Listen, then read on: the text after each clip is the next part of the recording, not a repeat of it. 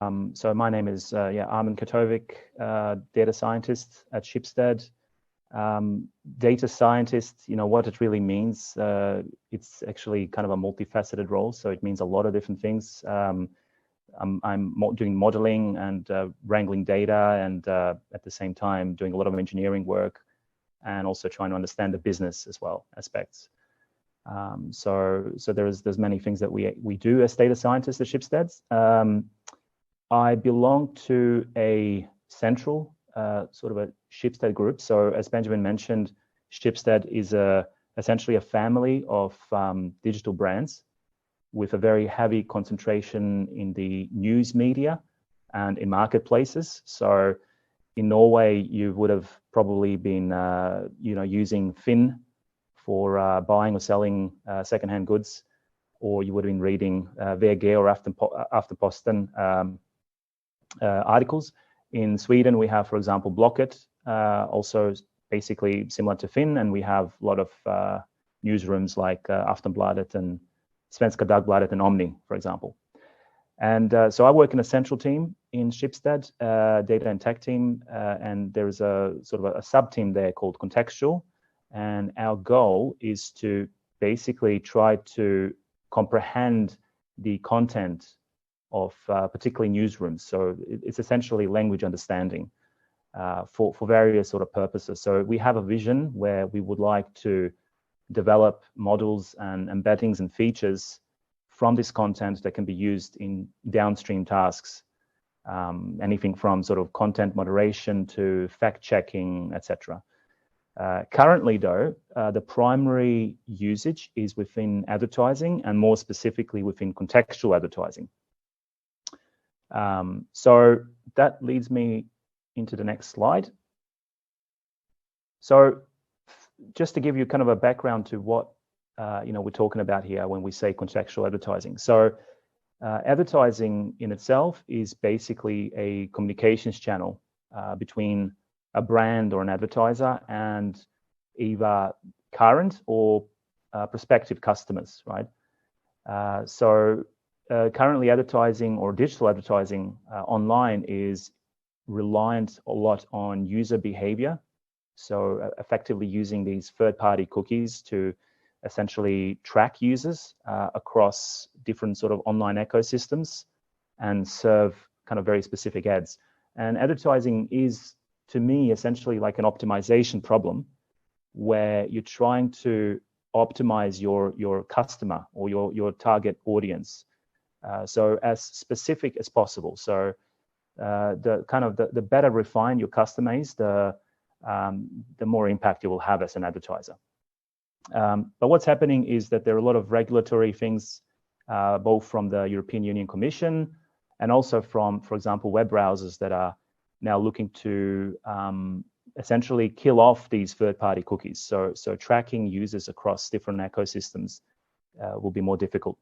So advertisers are looking for new ways of kind of retaining advertising revenue, and contextual advertising is one of those ways. And what we do with contextual advertising is we don't track users at all. So we don't actually have any user data whatsoever. All we're trying to do is we're trying to map an ad campaign or an ad segment towards the actual content of a publisher, for example, towards a news article or a set of news articles. And traditionally, contextual ad segments are constructed by essentially creating a set of keywords and matching those keywords against the content of the article, for example.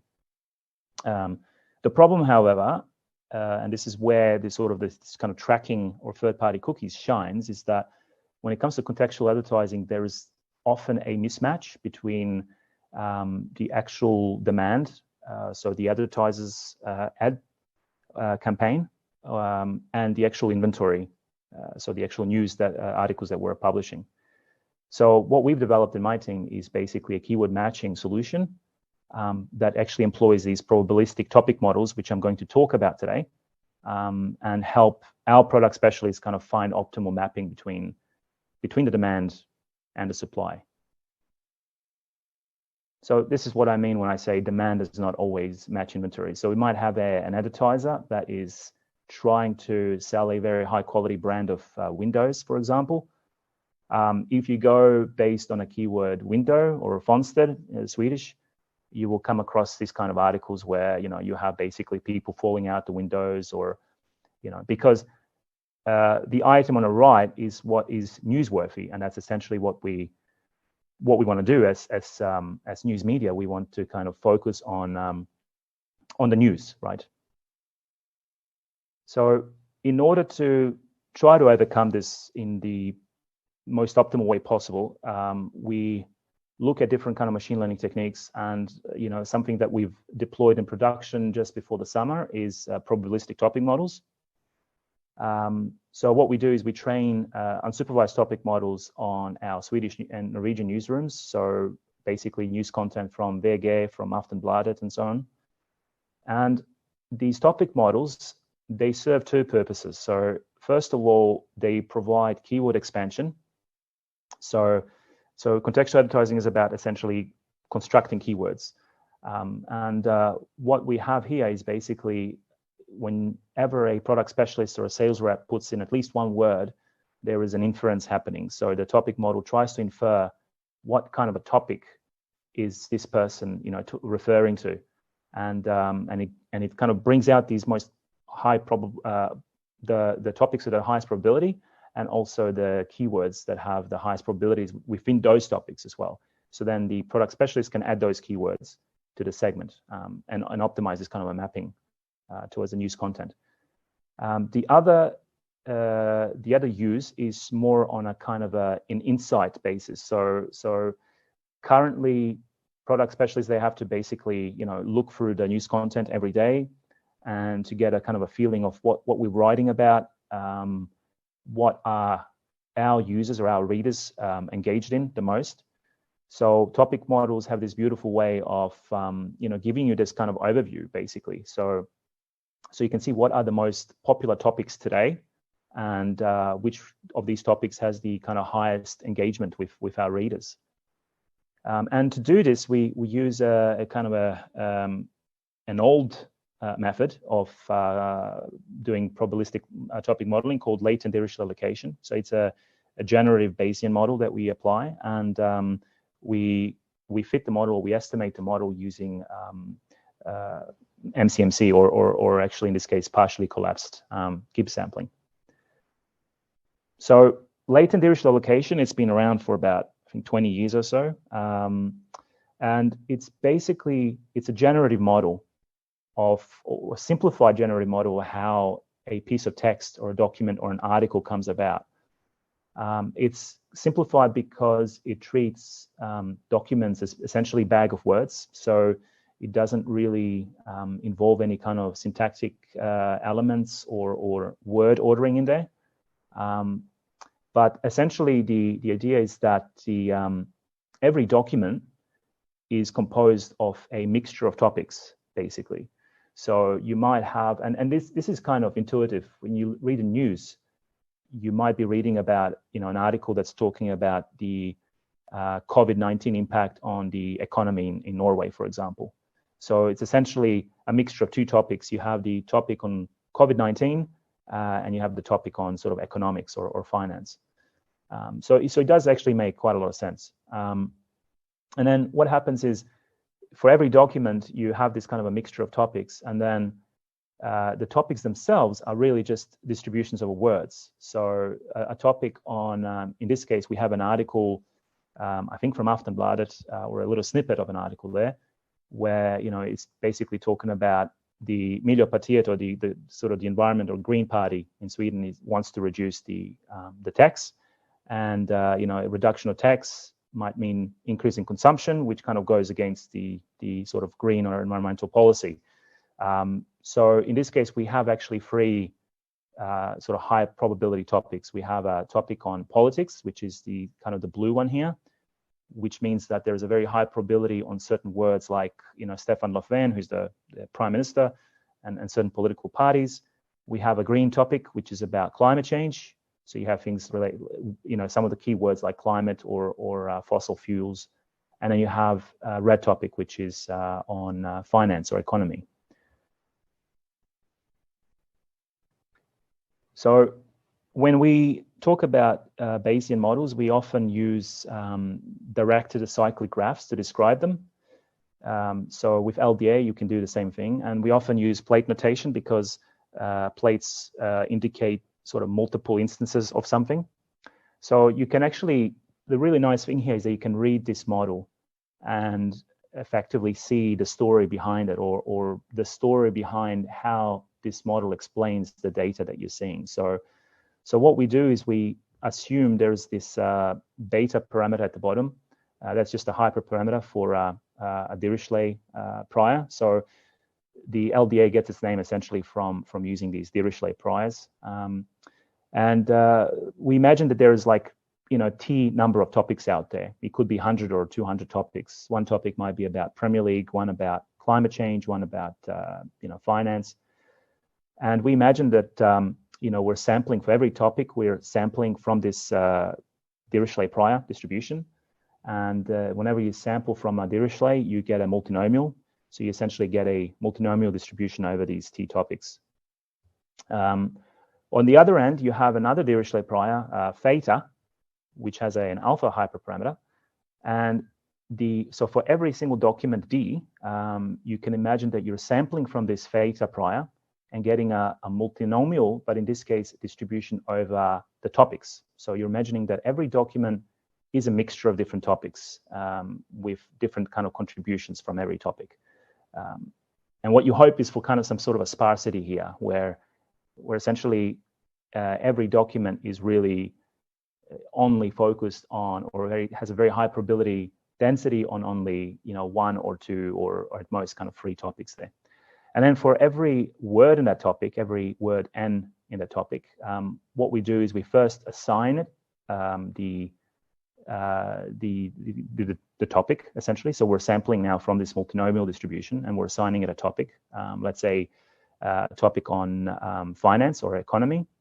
And then we go back to our topic distribution, which is distribution over the words, and we look at, okay, it's a topic on finance, and what is the high probability word there? Well, it could be scut, tax, or it could be saving money like Sparta or investments, etc. And then we assign it to that word there. So every circle here represents a random variable, and the shaded circles means these are the observables that we see. So these are the actual words, and the arrows represent the kind of the conditional dependence, essentially. So it's a really nice way, and it kind of, to me, inherently explainable as well. So going back to that previous picture I showed, I mean, this is where these random variables basically fit in. So we have the topic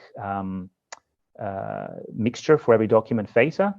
We have the topic assignment for every words Z, and we have the actual observable words W, and then we have here the topics phi's. But this is an unsupervised model. So the only thing that we have in front of us is just the words.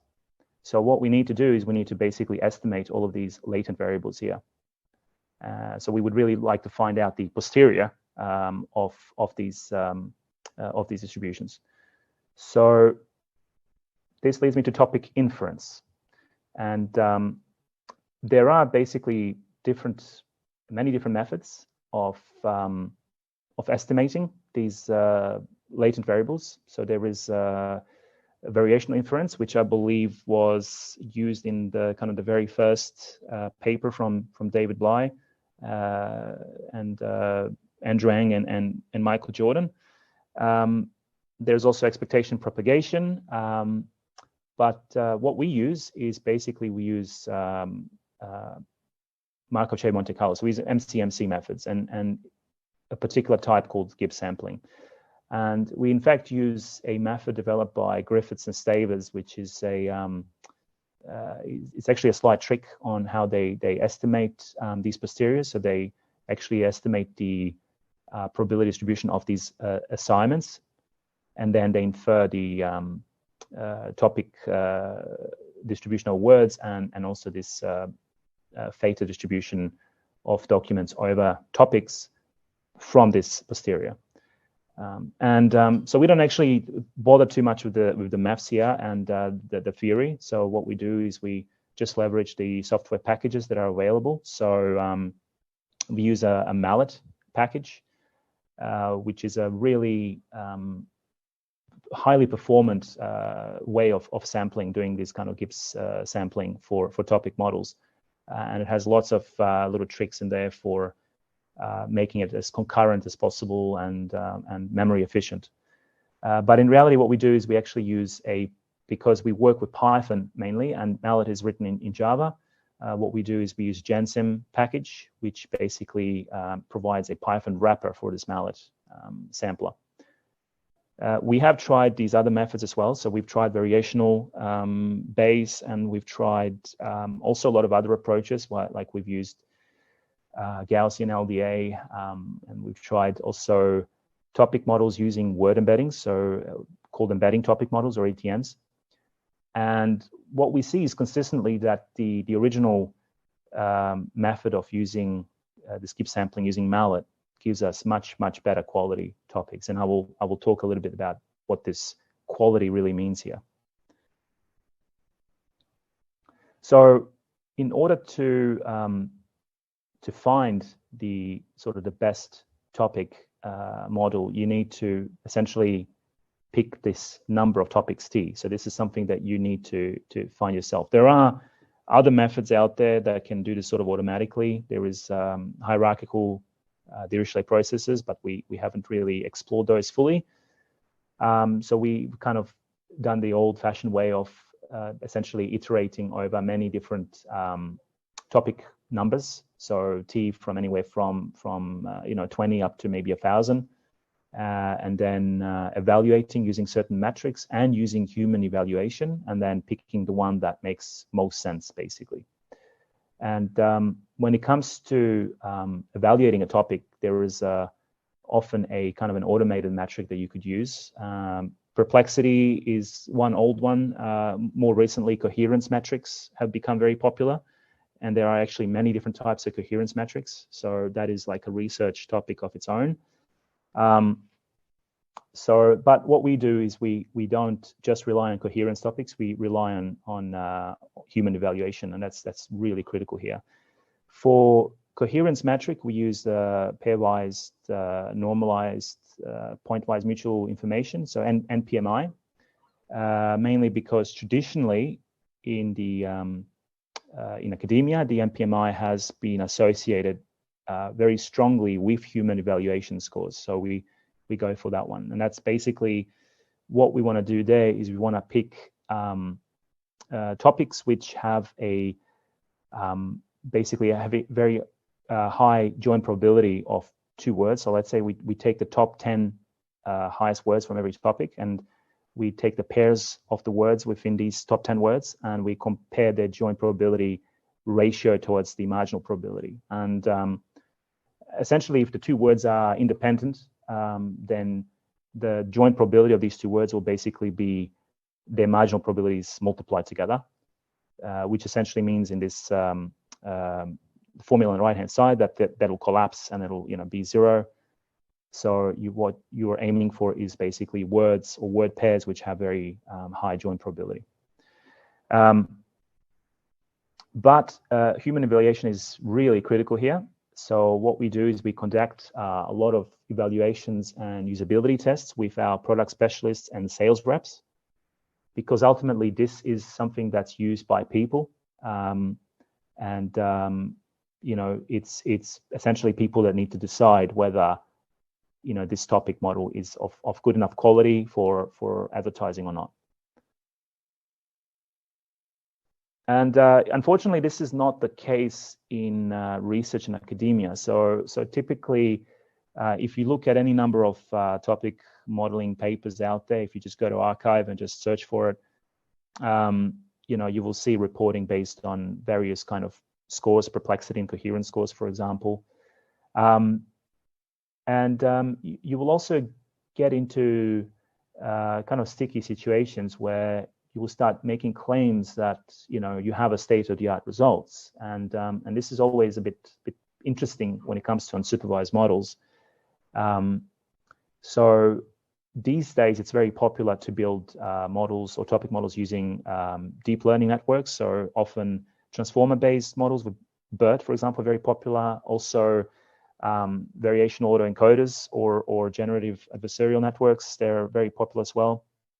And they're all often claiming to have sort of high quality or high scores, basically. And even like in my LinkedIn feed, for example, just this is, social media recommendation algorithms. And so I tend to get a lot of these natural language processing things in my feed.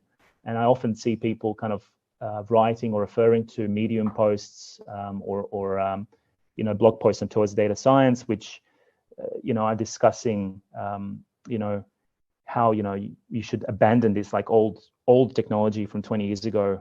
It's like LDA with Gibbs sampling in favor of BERT models, and they're making all kinds of different claims. If you want to know more about this, I urge you to read this paper here, Hoyle et al. And one of the authors in this paper is Jordan Boyd Graeber, who was a postdoctoral student under David Bly many years ago. And David Bly is the godfather of topic models, and particularly LDA. So this paper is going to be presented at NeurIPS this year, and it's an amazing paper, and it kind of gives you an insight into this huge hole in the research, and really it kind of does disservice to science and academia in general, where essentially no one is doing human evaluation, and people are just trying to state numbers based on automatic metrics. So on the right-hand side here, you actually have an example of this. So you have these three graphs indicating, median scores and sort of the interquartile range there. So you have these box plots for two different data sets for New York Times and Wikipedia. And you have the automated metrics, and on the left, and then the two on the right are human evaluation tasks.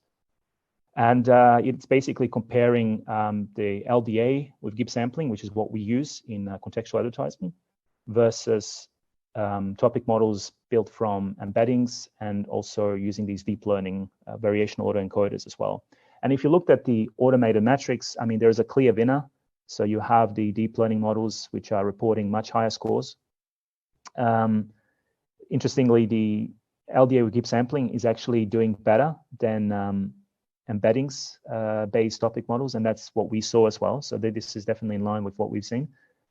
However, when you go to human evaluation, it's actually a different story. So you have two tasks, intrusion and ratings. So with intrusion, what you're doing is you're presenting to a user, to a human, a topic with 10 words from that particular topic, or 10 most probable words from a topic. But one of the words you are substituting with a word from another topic, and you want the user to pick out this culprit, the black sheep in there. And what we see here is that, on a median level, the deep learning approaches in the middle, the green one, is kind of in line with basically the traditional LDA with Gibbs sampling. It does seem to have a lower kind of variation in error, whereas if you look at the ratings one, and the ratings evaluation is where essentially you present a topic with the 10 most probable words, and the user has to basically rate it, like how much does this actually make sense, right? Do you get something out of these 10 words? Like, is it coherent? Does it actually make sense? And what we see here is that actually the old LDA with Gibbs sampling is actually better consistently. So it's a very, very interesting finding. We've done some also failed experiments. I mean, not everything is a success. You actually fail a lot. So obviously, I mentioned using variational Bayes and using embeddings with LDA that didn't really produce what we really wanted to have. But another thing we tried is to also seed our topic models, or also play around these priors.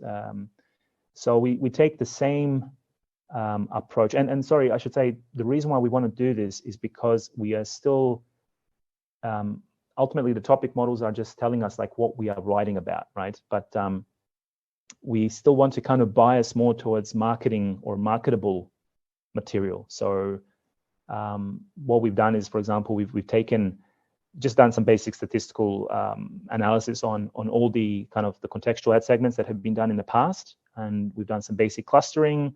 We got a few clusters of these kind of words. So we might have one cluster that's focusing a lot on food, like spices and sauces, and vegan and vegetarian food, and maybe another cluster that's focusing on holidays, on taking trips to Greece, or hemester, taking a holiday at home.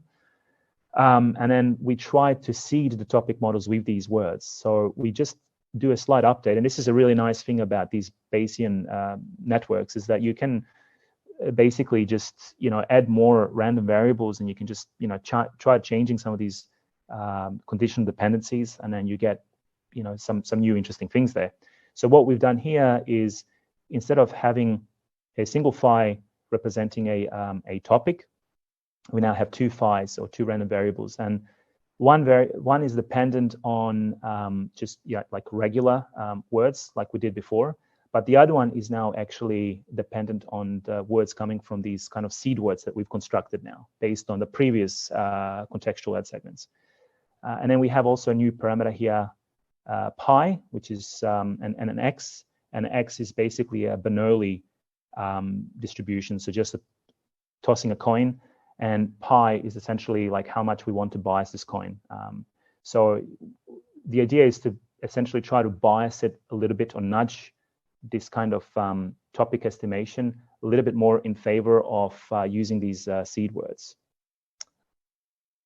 However, what we've seen is that it doesn't work so well. And if we go back to what is a Bayesian model, it's basically proportional to a likelihood times the prior. So likelihood is your data, and if you have lots of data that is favoring newsworthy items, so non kind of marketable items, then you will essentially drown out this prior. And the whole thing with the Bayesian modeling is that you're trying to basically, when you're estimating the posterior, you're trying to find this compromise between the prior and the likelihood. And when you just have too many newsworthy items about shootings and about crime and political scandals, it just simply drowns out the kind of the content, which is maybe talking about cooking and sauces and things. So we haven't been super successful in this area. So I think that was basically in terms of the technical sort of aspects. So now I'll just show you how this system works in practice. So we have this keyword matching tool that the sales rep or a product specialist uses. And so the idea is that they start off with a single word. So let's say there is an ad campaign from some fintech company, and they may or may not supply any kind of seed words to our sales rep.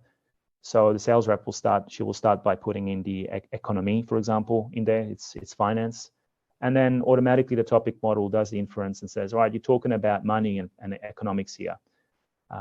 There is a little thing here, peng. I don't like this. I'm kind of regretting that we did this now, but in our sort of natural language processing pipeline, we're using lemmatization. So we're taking a lemma of a word. And the main reason there is just to kind of reduce the vocabulary. So we don't have these kind of possessive and plural aspects. And it doesn't work that well. So this should really be pengar, should be money here. But you get the idea. So we're talking about money and crowns and pension and purchasing things and tax. And then you get some articles here on the right-hand side. So the sales rep can get an article preview to see, okay, what kind of articles will this ad segment map to?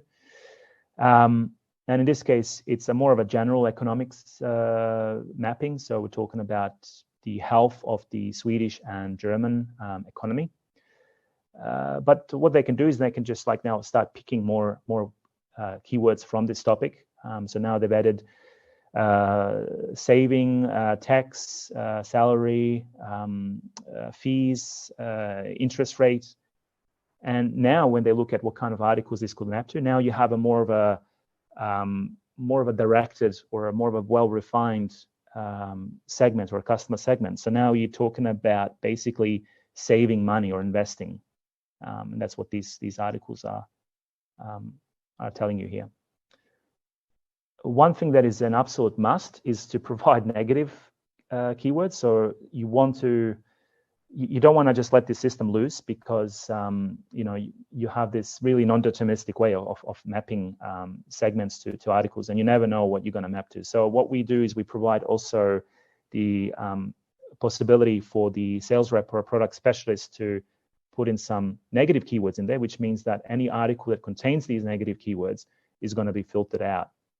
And it's using the same system. So again, it's using topic models. So in this case, a sales rep has put in death, murder, and knife as the words, and then we've actually gotten two topics or two topics with the highest probability, and one seems to be talking about something about police, something happening with the police.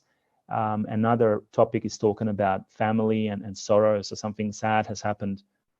So we can now just plug these words in there, and any kind of negative sort of sentiment articles will be removed. And this is really crucial, because this is an aspect of brand safety. I mean, we would definitely want to sort of reduce the number of impressions in favor of protecting the brand, because that can have a substantially negative impact. So another thing that we provide is these topic insights.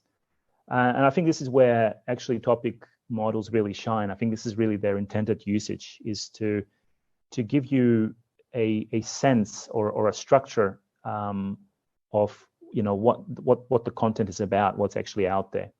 So instead of having to read through a whole bunch of sort of news articles in every newsroom, our product specialists can basically go to our topic insights section and just see, like, what are we writing about, and what are some of the key words that are sticking out from these topics. And we can also see the engagement with our users. So this is basically how many people are actually looking at articles that are assigned to this particular topic here.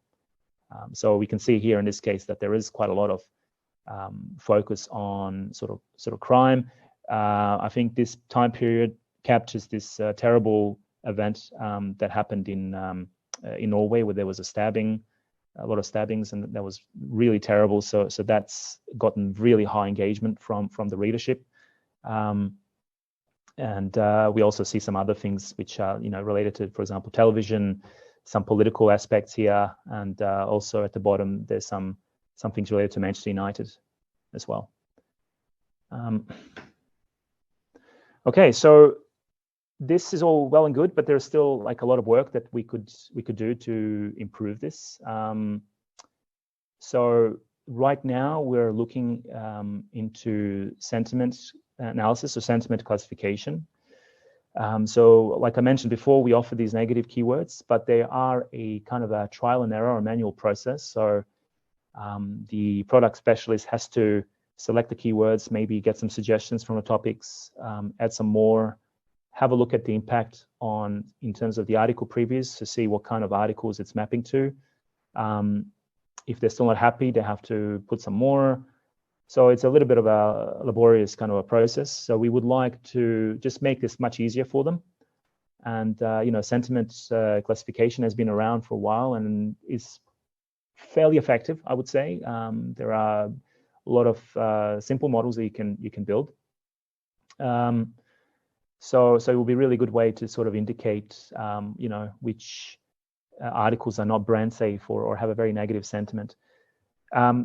One thing that's tricky, though, is that there is an element of subjectivity when it comes to sentiment in this case, because there is also this intent from the advertiser. So we could technically just build a simple sentiment classification model and just kind of, just don't worry about any negative sentiment articles at all. But some advertisers do want to leverage the negative sentiment. So, for example, any brand that is trying to promote its sustainability products or products that are trying to reduce the carbon footprint, they will probably want to aggressively target the articles that are talking about the climate change. So they might want to target articles that are talking about bushfires and people and animals, being affected by bushfires. So this is a kind of a tricky thing that we need to sort of incorporate into this sentiment classification. So I think this will be very interesting research work. Another thing is in terms of topic labeling. So topic models are unsupervised. What we do today is we just take a very easy way out. We label every topic with the top 3 words from that particular topic. We just kind of concatenate them with a dash. But sometimes we do get questions like, okay, what are we really talking about here? The topic does make sense, but is it kind of in which category does it belong to? There are some classical methods of doing cluster labeling. There is something borrowing from the information theory. There's the pointwise mutual information, or PMI. There's the chi-squared. But at the same time, there is a lot of things happening in the advertising industry. So there is this Interactive Advertising Bureau, or IAB, and they're developing a lot of standards. So one of the standards is a content taxonomy standard. So essentially trying to make it more uniform in terms of how we categorize an advertising campaign or an ad segment, basically. So it could be interesting to try to use this taxonomy and build a classifier that can actually classify the topic into one of these taxonomy categories, and also potentially later down the line try to use the taxonomy and these categories for actual mapping towards the news content as well. Another aspect is, so I should mention that even though we use topic models underneath to suggest the words and to look at the topic insights, when it comes to actually mapping the ad segments that have been drafted by the product specialists towards the news articles, we are still using keyword level things. So we're still matching on keywords. So, and that's not really optimal, but that is the expectation. So it's not really like a technical, big technical challenge. It's more of that's the expectation from the marketing or advertising industry, basically, that when it comes to contextual advertising, that you are mapping keywords to articles. And we hope to evolve from that. We hope to change that and move more towards semantic mapping of content. And in this case, we do have topic models already, so we could just create topic assignments for every article, and essentially, and we have a topic assignment for a segment, and then we just map these topic assignments from that segment towards the articles that have exactly the same topic assignment. So that could be one simple way. Otherwise, we can look at more of the kind of state-of-the-art methods, so using the language models and essentially doing this kind of encoding of documents or document encoding. So we encode the segment, and then we encode the document, and we do some kind of a vector calculation or similarity comparison between these encodings. And there are BERT models, there are these GPT models. It's also a challenge because it's an asymmetric problem. You're dealing with a bunch of keywords from an ad segment, whereas on one hand, on the other hand, you're dealing with a properly formulated and a properly generated article. So we have to see whether these sort of BERT models will actually work well in that case. So to summarize, like one takeaway from all of this is that simple models can actually, in industry and in production, can give you really good results if you have these sort of underlying assumptions that are reasonable. And in our case, it does actually make a lot of sense. We are talking about contextual advertising on a keyword level, and using these kind of bag of words with these sort of simplified generative models like LDA, it does actually make quite a lot of sense. So there's currently no need to sort of go to anything more exquisite. And the other takeaway is that the human evaluation is really, really, really important here. So especially when it comes to unsupervised models, so you just cannot trust your automated metrics. And unfortunately, that is the case actually in the sort of research. And when I'm looking at the papers that are coming out, usually it's based on automated metrics, but it would be really good to see more human evaluations in the academic reports as well. And I think there are a lot of tools out there now that can be done to do this kind of crowdsource way of evaluating things. And we're not done yet. I mean, there's still a lot of potential in terms of bringing in semantic and sentiment analysis, doing semantic mapping of segmented text, doing topic explainability and labeling, and also still like trying to push the boundaries and maybe try different models or try different ways of constructing these models to kind of get the most optimal mapping of ad segments towards the articles. And you know, we believe, like, we've seen very positive reception when it comes to contextual advertising. I think a lot of people and also the advertising industry understands that, you know, tracking users is very intrusive. So contextual advertising offers a very how to say, an ethical and a non-intrusive way of actually presenting ads to people. So we're seeing this pick up more and more. And finally, if you have any more questions or you would like to discuss anything or you want to collaborate in any way, then just you know, feel free to reach out to me. And there's my email there, and I've put some references there at the end so you can have a look at some of these great papers that are out there.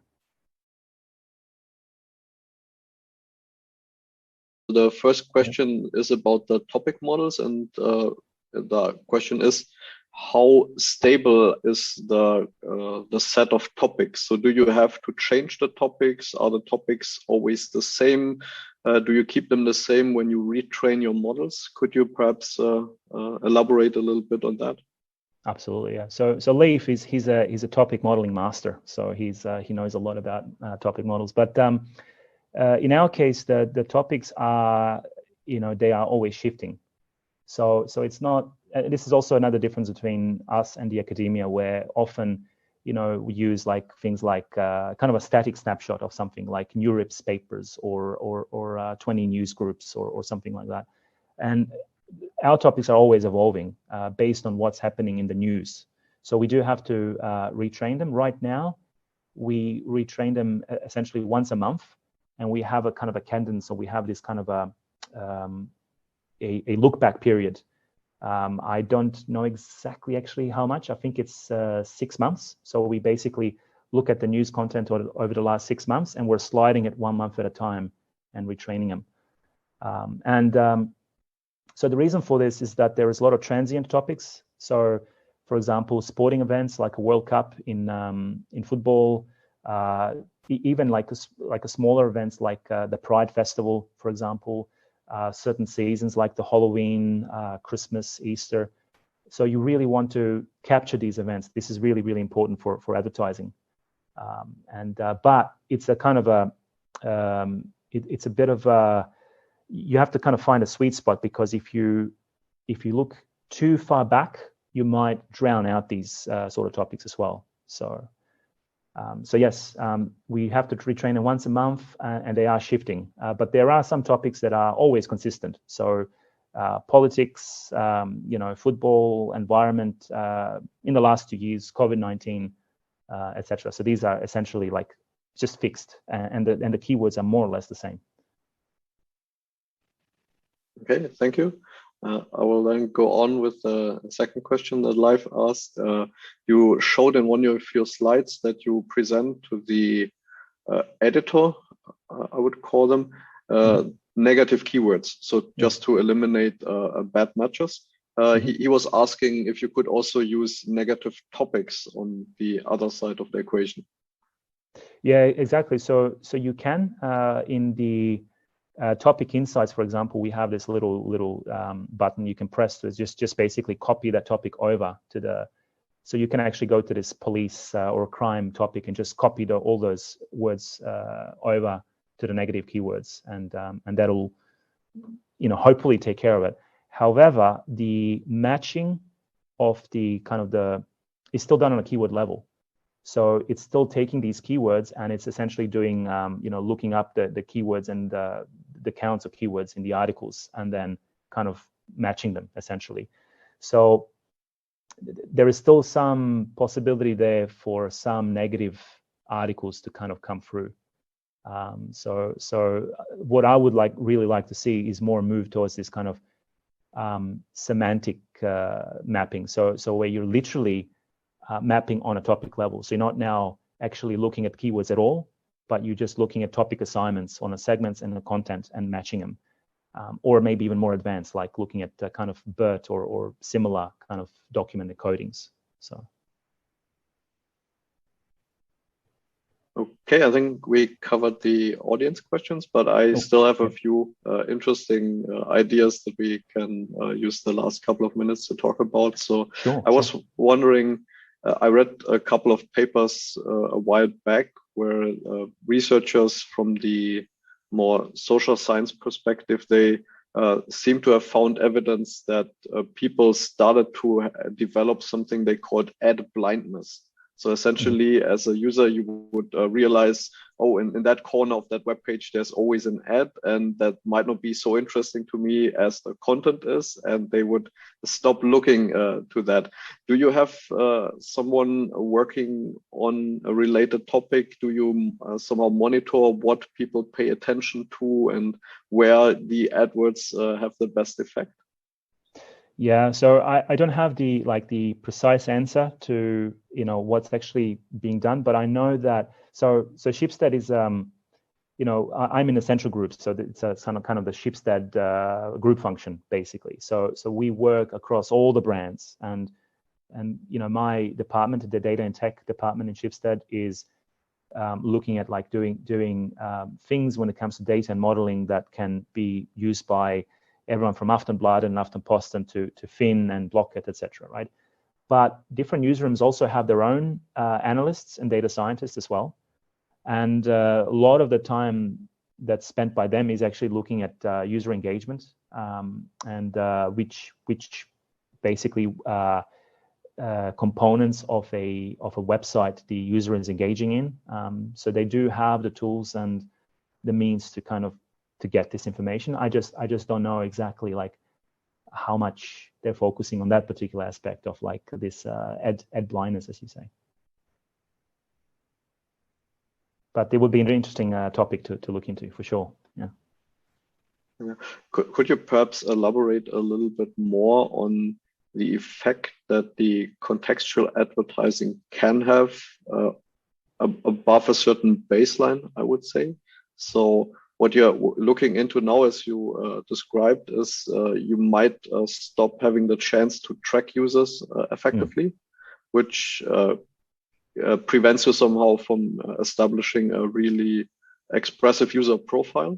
So instead, you work more on the content side. So do you expect there to be performance-wise, so with the chance that someone will click on an advert or that they even will buy the service or product afterwards? Do you think there, or do you expect more it will go up or down or stagnate on a similar level? Yeah.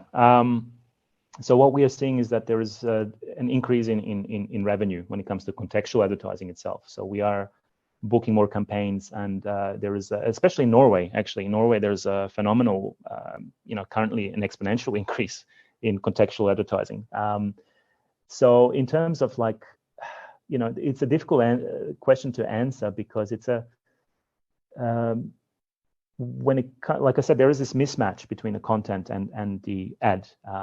And you don't want the journalists to be writing about, advertising content. That's not their job. Their job is to basically hold, politicians and big, powerful organizations accountable for things in society and to focus on the news on that is affecting the people, basically. So that's always going to be a challenge. So I would say it's always going to be less than this kind of invasive tracking of users. But maybe combined with other things like subscriptions and maybe first-party cookies, then I think maybe we could get on that same level or similar level.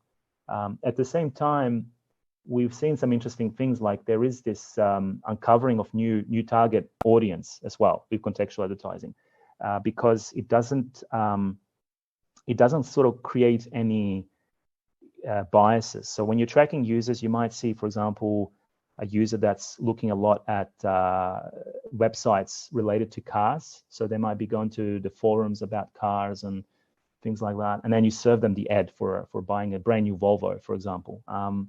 And that might not necessarily mean that that's the right person, actually. Chances are that the person that is actually looking at all these forums is quite savvy, car user. So they're not going to just click on that ad. Whereas when you're actually talking about like electric vehicles, like a new brand of electric vehicles from Volvo, let's say, and that is, you might be capturing completely different audience. You might be capturing, for example, women who might not necessarily be looking at every single, forum for cars, but who are interested in buying a car because they want to be, in this case, an electric vehicle, because they want to be like more environmentally friendly. They want something that's reliable. That's, so yeah, there is this kind of a interesting kind of interplay here, because you might be actually capturing completely new target segments with contextual advertising. So we'll see. It's still a young product. We deployed this in basically just before Christmas last year. So just before I joined Schibsted, actually, it didn't use topic models at the time, but we've now seen like a continual ramp up. So it's going to be really interesting to see what happens next year, for example. Thanks for the insight into your ecosystem and the world that you're working in. I would also be interested to learn a bit more about the more ethical side of things. So do you also have people that are perhaps not computer scientists or engineers that take a bit of or part in the discussions that you're having? Because I think in the news sphere, we have this recent phenomenon of fake news and disinformation, which probably affects a lot of the brands or the news outlets that you have under your umbrella. Yes. Could you talk a bit more, perhaps a bit about the colleagues that you have and the work that is inspired by the social science, perhaps? Absolutely. So we have, maybe you know her, there's Agnes Stenbom, she's our basically specialist when it comes to sort of responsibility in AI. And she's developing a very interesting framework now where we would, basically all the teams working with data have this kind of mandatory requirement to fill in this framework, essentially, which is focusing on, for example, fairness and accountability, sustainability, transparency. So we want to basically hold everyone accountable for what they're doing with the data. So we have her, and she's part of the privacy team. So we have a privacy team as well. So for every project related to where we have to use data, especially when it comes to user data, so it applies to me, but definitely more so to other use cases where they basically have to get approval from the privacy team. And privacy team is essentially it's people working with legal and ethics. We have a lot of policies, all the way from the kind of the business end down to the actual data lake where we store data on, for example, retention policies, how long we can hold the data for. Even when it comes to contextual advertising, there's and the news content itself, there are some interesting things there, because the articles have to be edited, they have to be sometimes modified. Sometimes people's names have to be removed for various safety or privacy issues as well. So the news content also contains, names of people. So we have to make these updates, and we have to be aware of that. So we are working on that constantly. Like it's a integral part of the job, basically. I think that's good to know that you have people involved who look a bit beyond the technical problems and see also the different ramifications that could be on the horizon if you just optimize for clicks, because that has been a bit of the cornerstone, I would say, in personalization, especially in the news domain over the last couple of years, that everyone was looking to optimize the click-through rate. And the more you optimize it, the more you push perhaps exactly that kind of information that's a bit clickbaity, and you actually don't want people necessarily to be drawn to that. Yes. Perhaps as a last question, because we come now to the end of our hour, would be how can the advertiser, which is one of the parties involved, how can they affect essentially how their advertisement or where the advertisement is shown? So I understand you take the keywords, and they can essentially subscribe to some keywords and say, my campaign should target articles that match those keywords. But do you do any of this advertisement bidding that some other companies do? Yeah, so I should have, I mean, there is an entire ad tech sort of stack involved here as well. So a lot of the advertising now as well is going into this programmatic. So this is kind of an interesting area. Basically, when we map these segments or segment IDs effectively to article IDs, they are essentially pushed to a third-party system. There is, for example, Xandr and AppNexus. There's a whole kind of an ad stack there.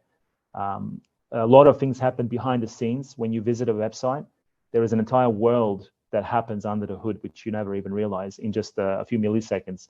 There is a real-time bidding process happening, and there are some complicated algorithms there which are kind of outside of our domain, which effectively try to, based on a price and the quantity and a match, they try to place the ad on a particular website. So there's this entire world that happens underneath there. But there are other ways of doing it as well. I mean, some advertisers just buy a whole kind of content, essentially, like this is what we want to map to. Some of the big advertisers, for example. So there are many different ways.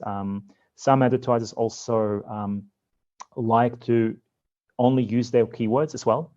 So they effectively say, here is a list of 30 keywords. I don't want you touching this. These are the keywords that you must use, right? So there are also these kinds of scenarios. Some advertisers now apparently are also using single keyword segments. So they would like to just put one word in there and nothing else, and say, I don't want anything else in there. So there's a lot of things happening, and but a lot of it is kind of outside of our control and outside of our domain. Okay, thanks a lot. I think it was really fascinating to get a good view into this exciting field of advertisements and machine learning. I think we reached now the end of this hour. So thanks to the audience for attending and also for asking questions. We're looking forward to seeing you back then at the next webinar, I suppose, next Friday. And yeah, thanks. Have a good day. Have a nice weekend. Thank you for having me. Have a good one.